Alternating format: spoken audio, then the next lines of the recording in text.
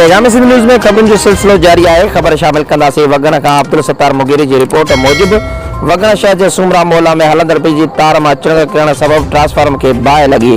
मोहल्ले वासिन बर वक्त फोन करे ग्रिड स्टेशन वारा के इतला दिनों, पर ग्रिड स्टेशन इतला बावजूद सेपको वारा इंतजामिया बाहि विसाण लाइ कख बनी बीणो न कयो।